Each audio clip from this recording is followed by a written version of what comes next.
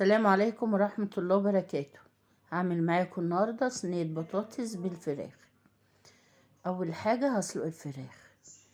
حطيت مية على النار تغلي. طبعا الوراك دي انا جايبة وراك، طبعا الوراك دي انا غسلها كويس ومصفياها. حطيتها اهي بعد المية ما غليت وهسيبها تغلي تاني. بعد ما غليت تاني شلت منها الريم اللي عليها واحط لها بقى جزرايه وبصلايه وطماطمايه وفلفل اسود وبهارات ولورا.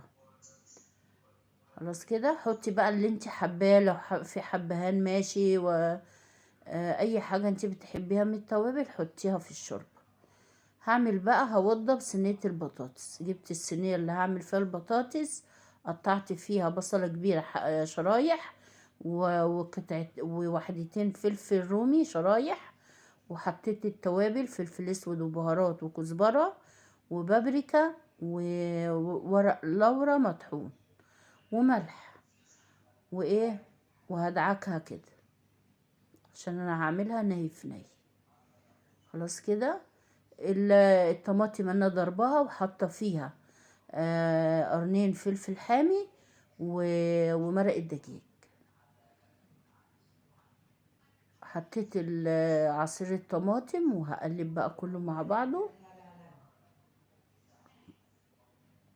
جبت البطاطس اهي، ده كيلو بطاطس انا ايه قشرته وقطعته حلقات وحطيته اهو مع الصلصة او مع عصير الطماطم، وهقلبه بقى التقليبة دي كده.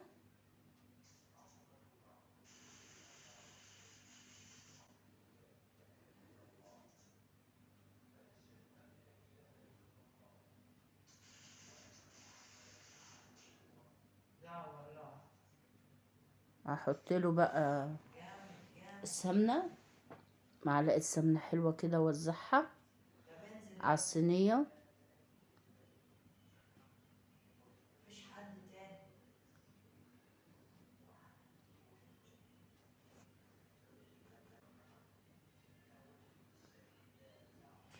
خلاص كده حطيت السمنة، اروح بقى اعلقها على النار.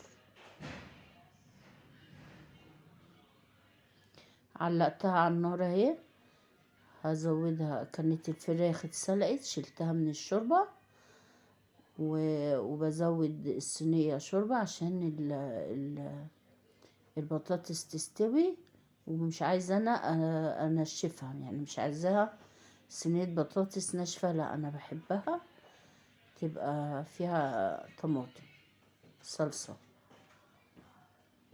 هسيبها بقى لغاية لما تغلي. هنا غليت اهي، هوطي بقى عليها واغطيها واسيبها تستوي.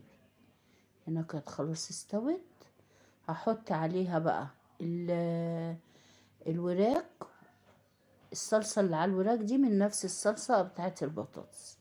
حطيتها بقى في الفرن، خدت وش اهي، وبألف هنا وشفا. لو عجبكم الفيديو ما تنسونيش في اللايك وفي الاشتراك، والسلام عليكم ورحمة الله وبركاته.